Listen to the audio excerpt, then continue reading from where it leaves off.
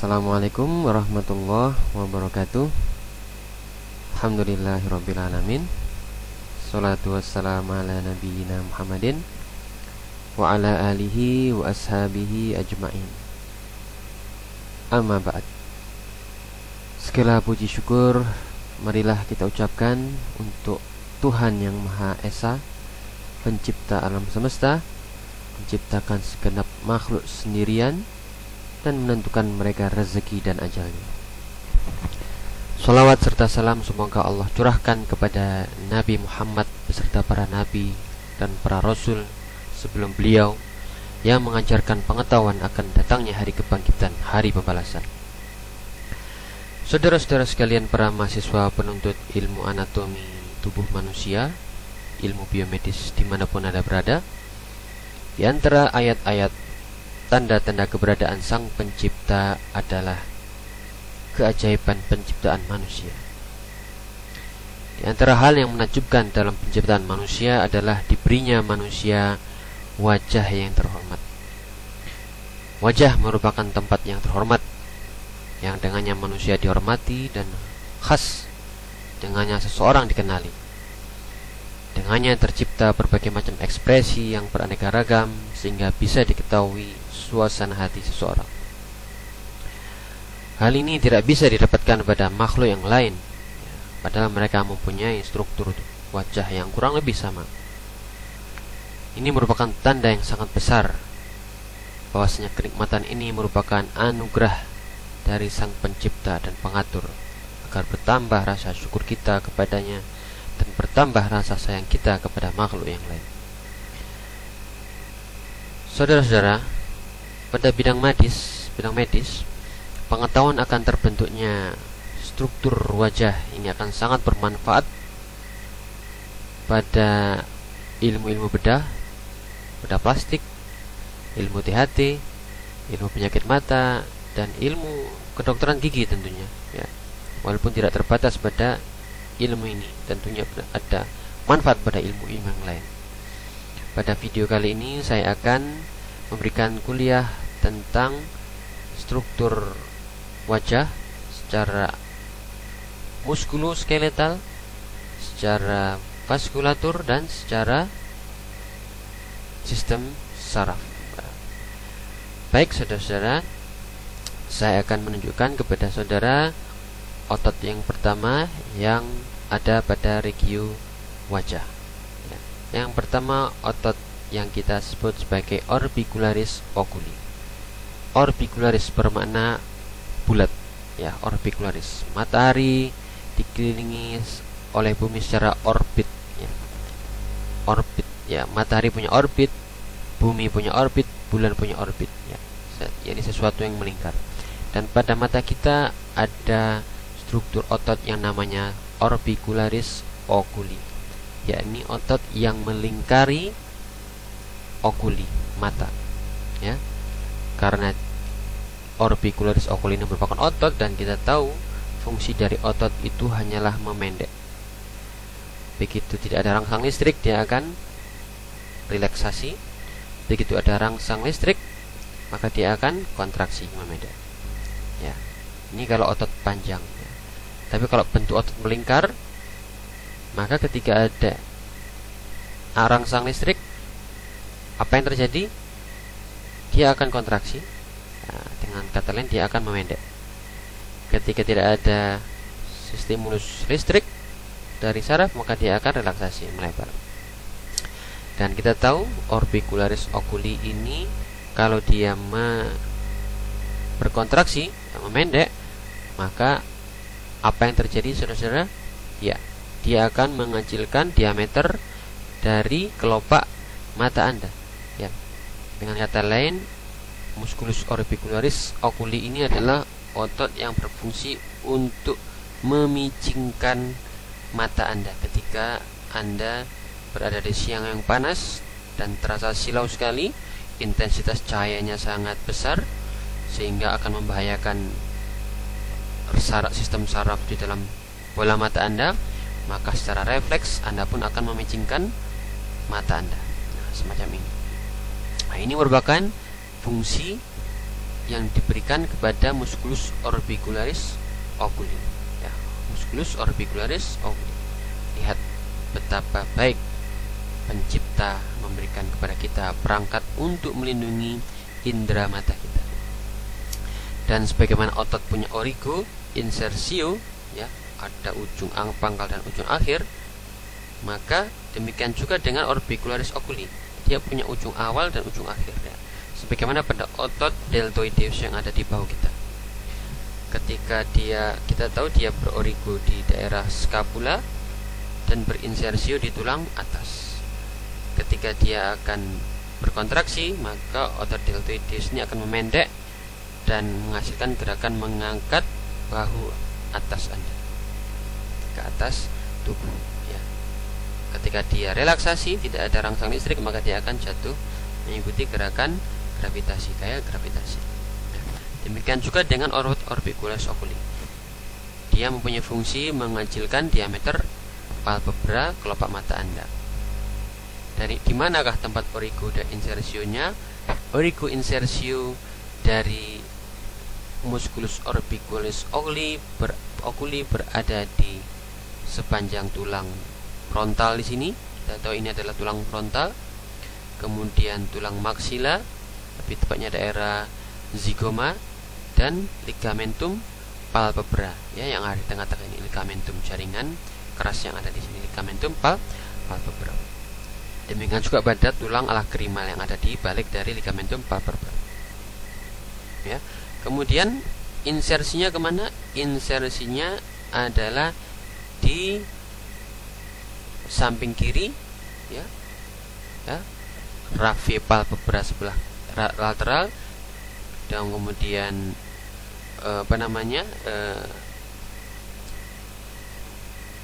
tarsus, ya, dia berada di depan dan di belakang dari tarsus. Anda tahu tarsus adalah tulang dari tulang rawan yang berada, bukan tulang rawan, dia jaringan kolagen yang berada di dalam kelopak mata kita, itu tarsus, ya.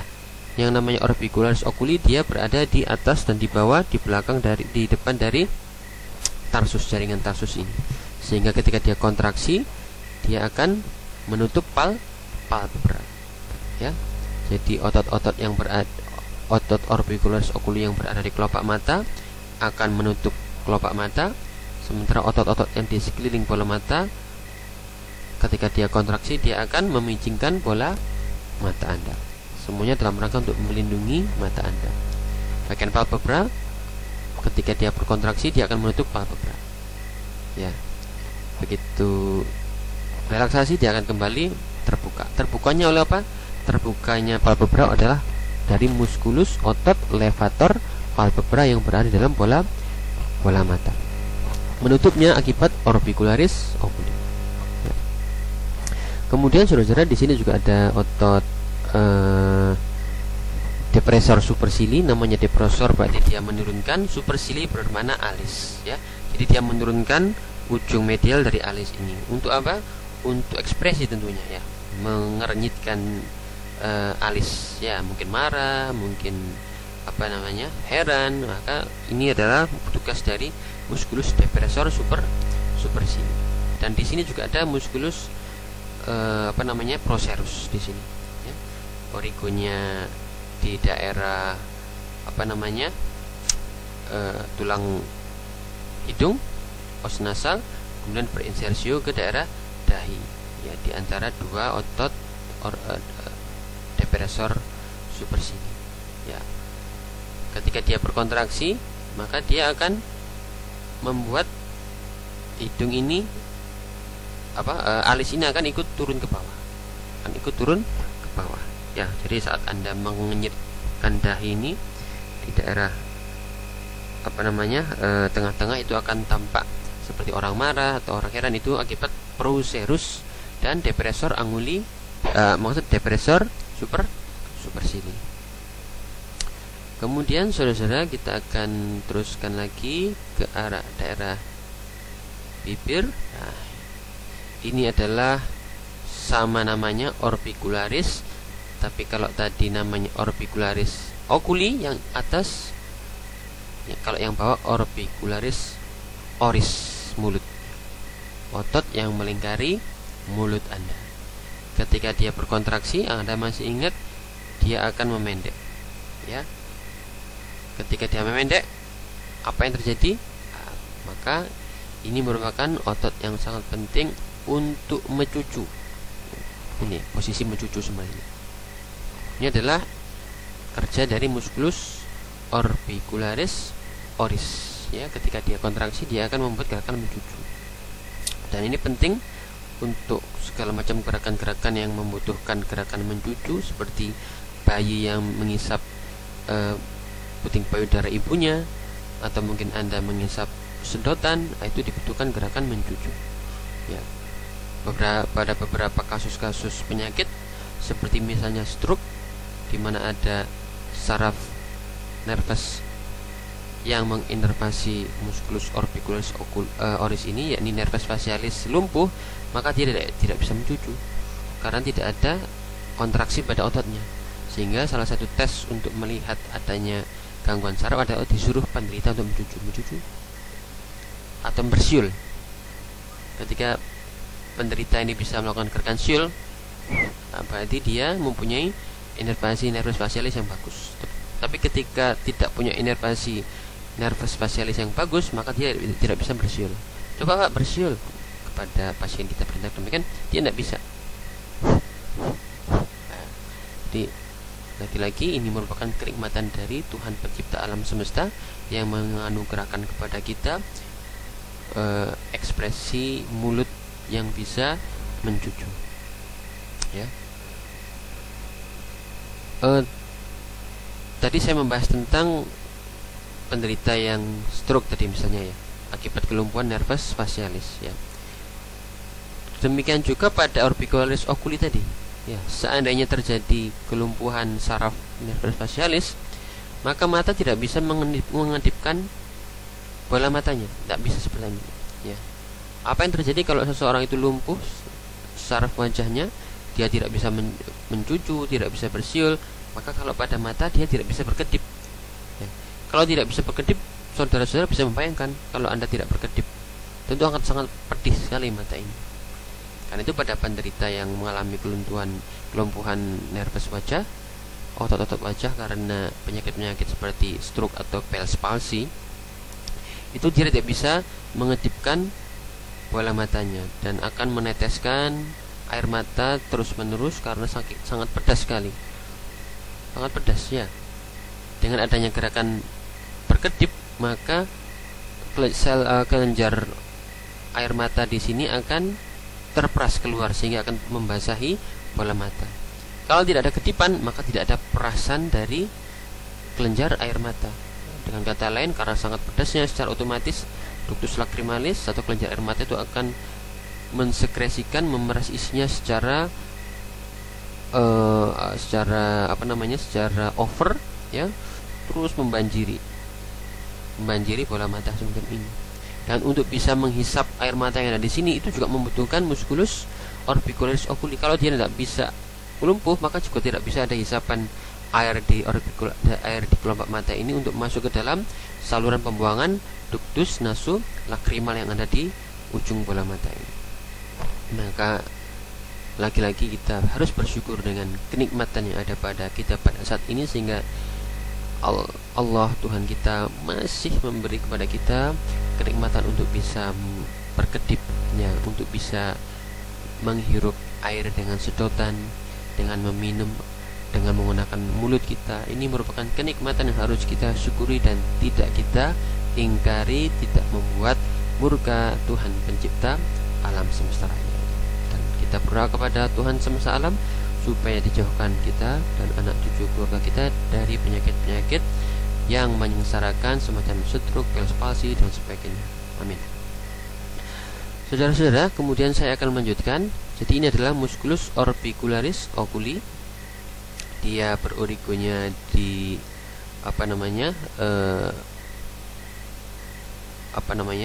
ujung-ujung dari sudut mulut kita. Kemudian ada juga di sini otot-otot mimi yang lain, yakni otot yang pertama adalah otot zygomaticus. Kenapa namanya zygomaticus? Karena dia nempel pada os zygomaticus yang ada milik dari os maxilla. Ya. Ini adalah os musculus zygomaticus, ada mayor, ada minor. Ya. Ada yang besar, mayor, ada yang minor kecil. Keduanya berorigodit os zygoma dari tulang maxilla, kemudian dia akan berinsersio di ujung-ujung sudut mulut kita. Ya. Anda ingat fungsi dari otot memendek.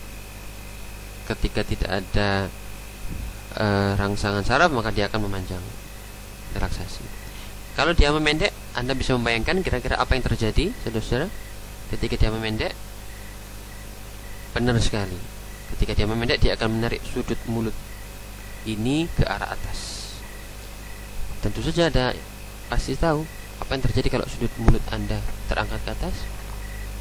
Ya, dia akan melakukan gerakan senyum. Ya, gerakan senyum.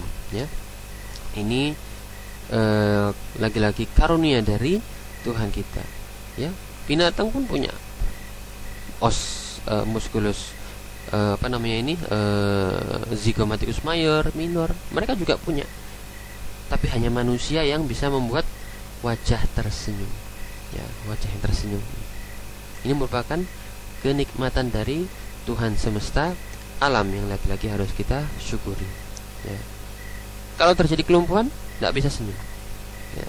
Kemudian otot yang lain lagi adalah otot risorius. Ketika dia kontraksi, Anda bisa membayangkan, saudara, dia berorigonya kira-kira di daerah selang-seling dengan otot masseter di sini, origonya di situ, ya.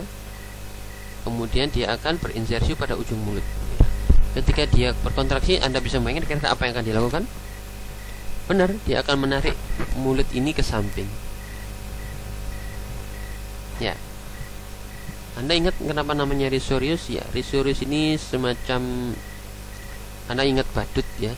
Nah, badut itu lebar sekali ya. Risorius itu semacam itu, senyumnya senyum badut. Ya, lebar sekali. Ya, bukan untuk tersenyum, tapi melebar. Ujung mulutnya melebar. Ya, kalau untuk tersenyum risorius ini. Kalau untuk tersenyum itu risorius, zygomaticus mayor dan minor. Kalau untuk sedih, ini tugasnya, ya, ekspresi sedih, yakni depresor anguli oris. Ya, depresor, Anda ingat tadi, menurunkan, depresi, ya, ini turun ke bawah. Depresor, alat untuk menurunkan ke bawah. Depresor anguli itu angulus, sudut. Oris adalah mulut. Jadi otot yang menurunkan sudut mulut. Nah, semacam itu ya. Jadi otot yang terjadi, ya, otot yang bermanfaat untuk menunjukkan ekspresi sedih, ya. Tentu bukan pada orang dewasa ya, biasanya pada anak-anak kecil. Kalau disedih dia akan menunjukkan ekspresi yang lucu seperti ini. Nah, ini merupakan ekspresi kesedihan, ya. Depresor anguli oris. Kemudian otot yang lain, saudara, ada otot depresor labii oris, ya. Labii itu adalah bibir. Depresor labii inferior berarti dia menurunkan bibir ke bawah, ya, menurunkan bibir ke bawah. Nah, ini tugas dari depresor labii inferior. Kemudian ada lagi di sini ada musculus otot mentalis. Ya, otot mentalis, musculus mentalis. Dia akan bermanfaat, berfungsi untuk menurunkan, sama dengan yang tadi, menurunkan bibir, tapi sekaligus juga dia bermanfaat untuk menunjukkan ini, lesung pipit yang ada di dagu. Ya, yang lesung pipit yang ada di dagu biasanya pada aktor-aktor, artis sinetron, ya, itu biasanya ada muncul itu lesung pipit yang ada di dagu. Saya juga punya, tapi tertutup jenggot. Ya, tidak apa-apa. Tidak punya saya. Oke, intermezzo. Kemudian saudara, kita kembali lagi. Kalau tadi ada depresor labii inferior, berarti ada levator labii superior. Ya. levator labii, ya. Jadi levator labii superior berarti labii superior itu bibir atas, ya. Ada levator labii mengangkat bibir ke atas. Kalau ini depresor labii inferior, menurunkan bibir bawah labii inferior. Ya, kalau ini origonya levator labii ini origonya di sama ozigoma, ya. Kemudian saudara-saudara, di sini ada lagi otot wajah. Kemudian di sini ada muskulus yang pada hidung. Di sini ada di sini ada otot yang levator labii superior, tapi dia juga bersatu serabutnya dengan ala nasi di sini, ya. Ya, bersatu serabutnya dengan ala nasi di sini.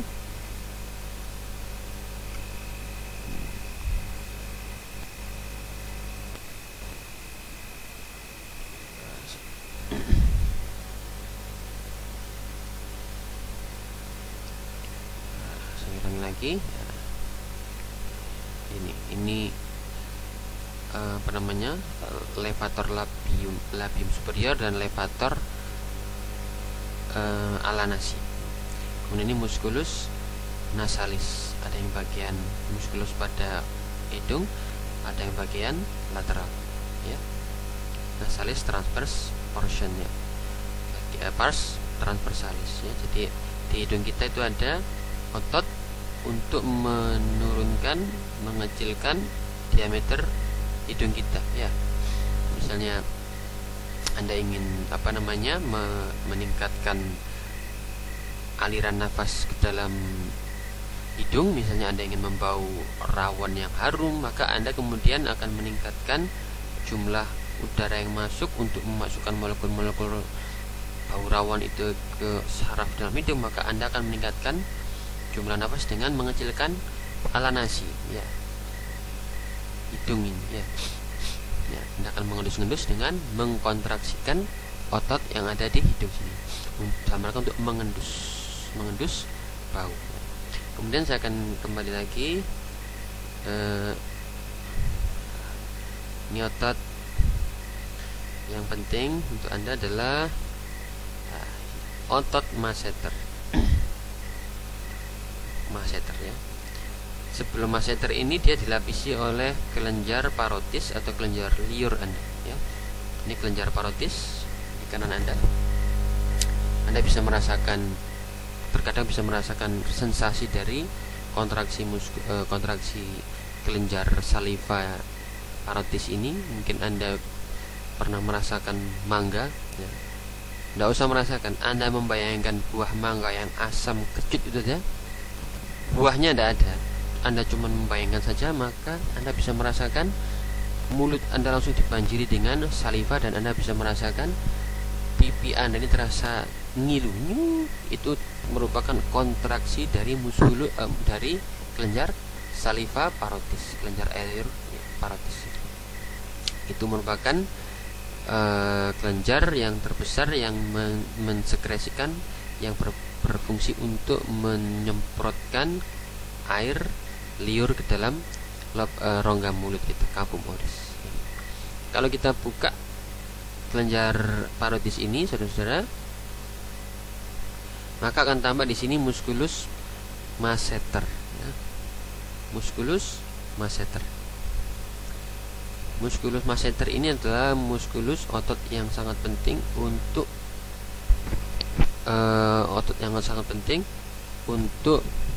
proses mengunyah. Untuk proses mengunyah, ketika dia kontraksi, dia akan mengangkat mandibula ini, ya, otot tulang mandibula ini, tulang rahang bawah ini naik ke atas mendekati maksila, rahang atas, ya. Jadi ketika proses mengunyah, mandibula rahang bawah ini dengan maksila rahang atas ini akan saling mengalami gesekan, ya, mengalami konfrontasi, gesekan, ya. Dan itu semua diperantarai oleh salah satunya adalah otot-otot pengunyah, dan salah satu otot pengunyah itu adalah masseter. Masseter ada dua, ada yang superficial, kemudian yakni yang di permukaan, kemudian ada yang dibaliknya dari masseter, satunya lagi adalah yang profundus ya. Jadi ada dua, masseter yang superficial dan masseter yang profundus, masseter yang di permukaan dan masseter yang lebih dalam, yang lebih kecil. Nah, ini dipisahkan biasanya oleh jaringan-jaringan ini ikat ya, dipisahkan oleh jaringan ikat. Dan biasanya juga dipisahkan oleh kelenjar parotis, saya lupa, dipisahkan oleh kelenjar parotis ya. Nah, ini kita bisa melihat di sini ya. Ini tadi kelenjar parotisnya kita hilangkan. Coba kita munculkan sekali lagi ya.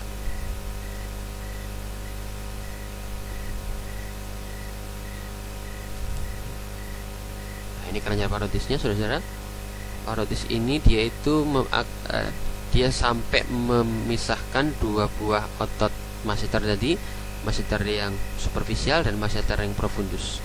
Kalau kita buka di sini, masseternya kita hilangkan, maka akan tampak di sini masseter ini dia memisahkan parotis ini memisahkan dua masseter, dan ini adalah saluran dari parotisnya tadi. Nah, ini saluran dari parotis ya. Dimana saluran kelenjar parotis ini nanti, kelenjar liur nanti akan masuk ke dalam rongga mulut. Kemudian saudara-saudara, kita hilangkan masseternya. Nah, sekarang tampaklah di sini tulang mandibula ya, tulang mandibula ya. Kita buka lagi, ini kita hilangkan otot ini. Otot apa tadi? Zygomaticus. Nah, ini ada otot yang penting di sini, yakni otot temporalis, saudara-saudara. Otot temporalis ya. Otot temporalis mempunyai fungsi untuk mengangkat mandibula, di tulang mandibula, rahang bawah mendekati mendekati rahang atas ya. Jadi ada berapa otot tadi sudah? Masseter temporal superficial, ada masseter profundus. Kemudian di sini ada musculus temporalis. Kalau dia berkontraksi, saudara, maka dia akan menarik mandibula ini ke atas ya. Kita buka ini, zygomaticusnya kita hilangkan. Nah, akan tampak di sini bagaimana temporalis ini berorigo di sepanjang os temporalis ya. Kemudian berinsersinya di ramus mandibula ini ya. Jadi akan berinsersiu pada prosesus coronoideus dan bagian anterior dari ramus ya. Jadi ketika dia menarik kontraksi, dia akan menarik rahang bawah ini ke atas ya. Baik, kemudian saudara, ini ada musculus temporalis tadi ya. Kemudian selain ada musculus temporalis, ada juga otot-otot yang berfungsi untuk menggerakkan telinga ke depan atau ke atas. Nah, ini adalah musculus auricularis superior. Dia berorigonya di daerah aponeurosis ya, gabungan tendon di kepala sini, dan berinsersium di bagian superior dari auricula. Nah, ini auricularis superior. Kemudian ini ada auricularis anterior, menarik auricula ke depan. Dan ini juga ada auricularis posterior. Mungkin tidak terlihat di sini ya. Tidak terlihat secara jelas. Ini nih. Nah, ini auricularis posterior ya. Jadi ada 3 otot, auricularis anterior, superior, posterior. Apa manfaatnya? Manfaatnya kalau pada manusia sangat sedikit sekali yang bisa menggerakkan telinga ini ke depan, ke belakang, ke atas ya. Karena fungsi ini berkembang pada binatang-binatang yang punya pendengaran yang sangat tajam, kucing, anjing dan sebagainya. Maka atau kelelawar, dia bisa menggerak-gerakkan kupingnya. Tapi pada manusia sudah mengalami obliterasi sehingga pendengarannya juga berkurang jauh, tidak bisa mendengar setajam kucing, anjing, kelelawar ya. Dan ini merupakan kenikmatan juga, saudara-saudara. Kuping Anda tidak bisa bergerak atau tidak setajam kucing, setajam anjing. Coba bayangkan kalau pendengaran Anda bisa menangkap frekuensi radio di sekeliling kita. Nah, itu akan sangat menakutkan sekali. Anda bisa mendengar suara langkah dari lalat, suara langkah dari tikus di kejauhan. Anda bisa mendengar. Anda bisa mendengar suara suara bisik-bisik orang dari balik tembok sana. Ini tentu akan sangat mengganggu sekali. Lebih jauh itu Anda bisa mendengar suara radio FM. Anda tidak perlu radio, Anda bisa mendengar radio FM. Ini akan sangat mengganggu sekali. Tidak bisa ya. Superman itu, Anda tahu, Superman itu sangat terganggu sekali dengan suara-suara yang kita sebutnya sebagai pendengaran super ya, karena dia bisa mendengar suara-suara dari kejauhan ya. Malah dia terganggu ya, pendengarannya terganggu ya. Dan ini merupakan kenikmatan untuk kita, sehingga manusia itu tidak terganggu dengan suara-suara yang tidak perlu. Dia cukup mendengar suara-suara dengan rentang 20 sampai 20 MHz ya, 20 sampai 20 kHz itu sudah cukup. Sudah malam Anda tenang, tidak terganggu dengan suara-suara radio, tidak terganggu dengan suara-suara suara tikus, suara anjing di kejauhan sana. Nah, maka kita harus banyak-banyak bersyukur. Tuhan semesta alam telah memberikan kepada kita karunia yang sangat besar. Alhamdulillah. Kemudian saudara-saudara, ini kita hilangkan yang sudah kita jelaskan, temporalis sudah. Ini adalah musculus frontalis ya. Frontalis ini panjang sekali saudara-saudara, dari depan sampai ke belakang. Dari depan sampai ke belakang ini musculus frontalis ya. Kalau dilihat sebetulnya dia ini bagian dari frontus. Ada dua bagian otot, ada musculus frontalis di depan dan musculus occipitalis di belakang sini. Nah, kemudian tendonnya bergabung menjadi satu. Bergabung menjadi satu, dan ini mempunyai manfaat untuk melindungi kepala Anda ya, dari benturan ya. Ini otot yang sangat tebal ya, sampai saking tebalnya disebut galea aponeurotica. Tendon yang tebal ini membentuk galea aponeurosis, yakni tendon bersama ya, tendon bersama. Nah, ini mempunyai manfaat untuk melindungi kepala Anda dari benturan yang sangat bermacam-macam ya, maka dilindungi dengan adanya bantalan berupa otot ini. Selain itu, otot ini juga bermanfaat untuk membuat kerutan-kerutan pada dahi. Nah, itu juga manfaat dari musculus frontalis di depan sekali. Kemudian saudara-saudara, itu kita hilangkan. Ini adalah pterygoideus ya. Ini otot musculus pterygoideus ya. Kita akan hilangkan untuk melihat musculus pterygoideus ini saudara-saudara. Pterygoideus kita hilangkan juga.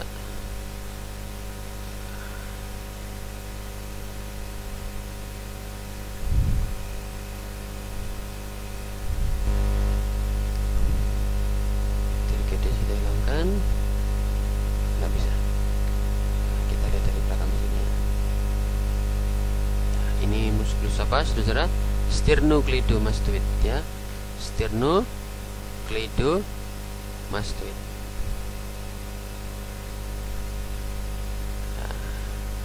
Sternocleidomastoid ini otot yang miring. Kalau kita noleh ke kiri ke kanan maka tampak sternocleidomastoid ini. Nah, sebelum muncul sternocleidomastoid ada otot yang sangat panjang sekali, namanya otot platisma ya. Platisma ini berfungsi untuk menurunkan rahang ke bawah. Nah, kalau kita buka platisma ini maka akan tampak sternocleidomastoid ya, otot yang miring ke depan sih. Sternocleidomastoid, Anda bisa melihat kalau kita kontraksikan otot yang kanan, dia akan noleh ke kiri. Kalau otot yang kiri kita kontraksikan, dia akan noleh ke kanan, Anda akan noleh ke kanan. Namanya sterno berarti dia dari sternum, tulang sternum, tulang dada. Kleido berarti clavicula. Kemudian dia akan menyeberang ke atas ke mastoid ya. Karena itu namanya sternocleidomastoid ya, berfungsi untuk menoleh. Sternocleidomastoid. Ini sternocleidomastoid. Saya akan hilangkan otot-otot yang sudah dijelaskan. Kemudian pterygoideus tadi ya. Pterygoideus ada dua, saudara, ada yang lateral, ada yang medial. Ya, di sini pterygoideus itu dia insersinya di daerah condylus mandibula. Saya buka dulu ligamentumnya, di sendinya di sini. Nah, kita buka sendinya, kita buka. Nah, ini adalah otot dari pterygoideus yang lateral. Ya. Karena ada apa? Karena ada yang medial. Nah, ini. Ada yang lateral, ada yang medial. Maaf saudara.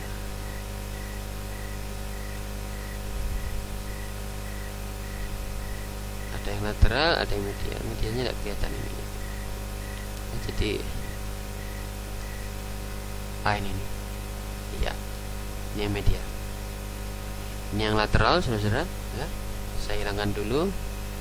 Pembuluh darahnya saya hilangkan. Ya, sistem sarafnya juga saya hilangkan. Nah, sekarang tampak. Jadi ada dua buah musculus pterygoideus lateral, kemudian ada yang medial. Kenapa namanya pterygoid? Karena dia nempel di bagian pterygoideus dari os sphenoid di sini.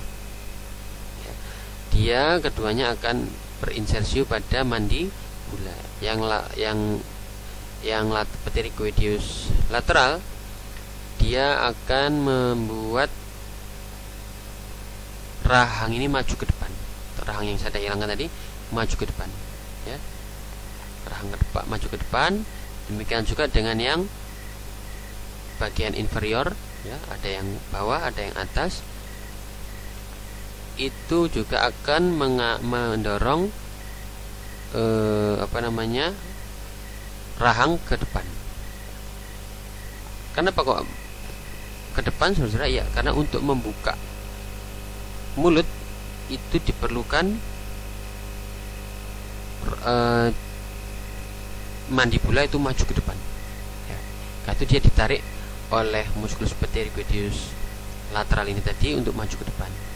Kalau untuk pterygoideus medial, ya, dia juga membantu kontraksi otot pterygoideus lateral untuk menarik mandibula ke depan juga. Ya, ini. Ya. Dia akan menarik tulang mandibula maju ke depan.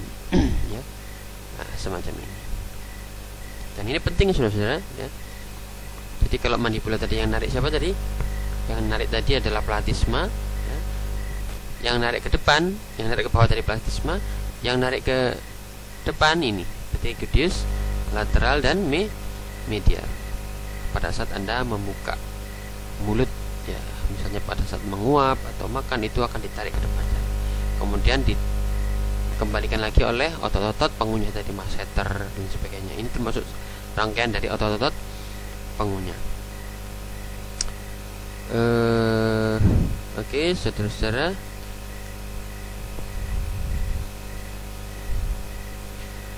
Kemudian saya akan melanjutkan ke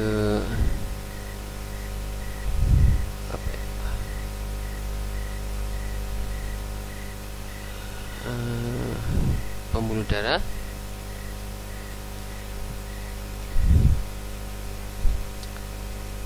Pembuluh darah mungkin Anda sudah dapatkan pada saat pembahasan tentang sistem vaskuler. Saya akan membahas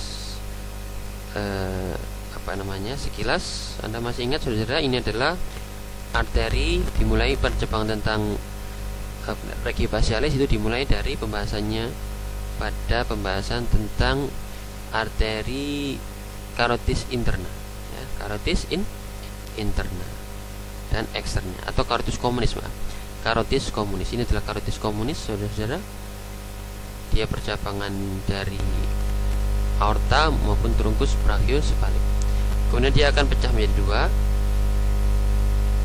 Ada carotis eksterna, ada carotis interna. Ya, carotis eksterna, ada carotis interna. Carotis interna akan masuk ke dalam otak, carotis eksterna akan memperhatikan percabangan pembuluh darah Nah, arteri facialis yang kita bahas saat ini. Oke, saudara, mungkin itu dulu yang bisa saya berikan pada kesempatan malam hari ini. Mudah-mudahan bermanfaat. Kita tutup. Subhanakallahumma rabbana wa bihamdika asyhadu an la ilaha illa anta astaghfiruka wa atubu ilaik. Assalamualaikum warahmatullahi wabarakatuh.